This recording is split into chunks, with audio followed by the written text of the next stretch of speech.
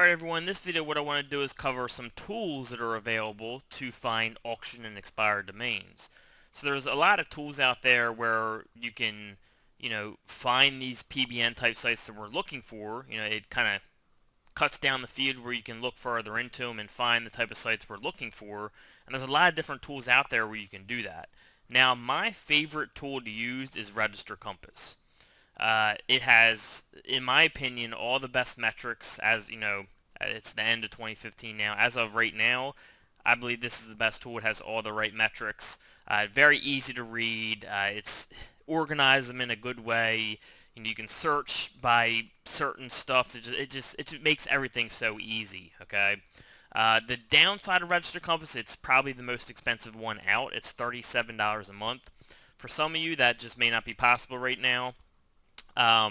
But for me, this is what I use, and this is my go-to, okay, just because it's so easy to use. Some other ones out there, now you're going to be looking at the same thing. You can use the same filters on a lot of these other tools. It's just, it can be a little harder to read, at least for me. Maybe it's just because I'm so used to Register Compass. For you guys, it may be okay going to these other places and using them right away, because this is just something I'm used to. But the other places, they have a lot of the same metrics that you can look at and all that. By metrics, you'll know what I'm talking about soon if you don't get it. They have a lot of the same metrics that we're going to be looking at in here. It's just they're laid out a little differently, that's all. So don't be afraid to try out other ones. Just because I use this doesn't mean you have to. A lot of these other sites that find auction and expired domains are have the same metrics. So you can find the same sites. It's just laid out differently, okay? So some other popular options is, one of them is expireddomains.net.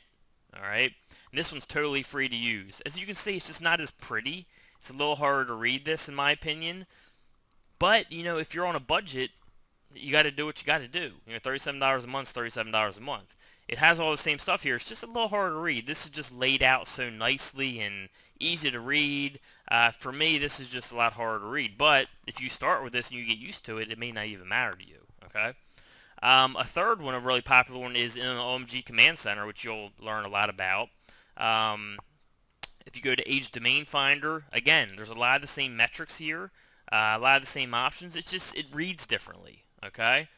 Now, for me, when I am finding domains,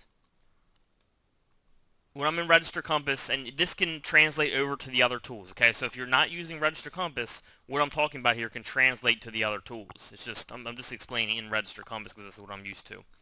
I usually go after three types of auctions, or three types of things.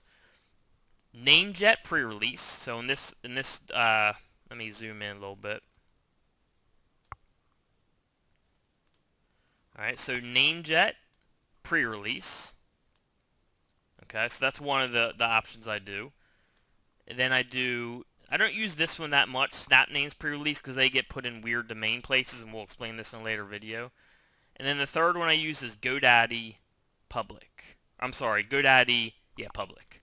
And these are all auction domains for GoDaddy. So those are the three main ones I use, which again can translate to the other tools. You can look at other types of domains. This is just what I do, and other people do, I'm sure. It's just like, for example, for GoDaddy, what I notice, a lot of the buy nows, people overprice them because they know the value of the domain already. They're putting it up for sale, so they're trying to make money. Okay, that's what I notice a lot of those. Not saying there's not good sites in there though. A lot of the offers I notice, you'll put in an offer and they'll come back way higher. I haven't messed with pre-release of GoDaddy. I don't even know if they have them. So those are the three that I mostly mess with, and mostly GoDaddy Public and Namejet pre-release are the main two I do. But that does not mean you cannot look elsewhere. Okay, does not mean that. And the same goes for these tools over here.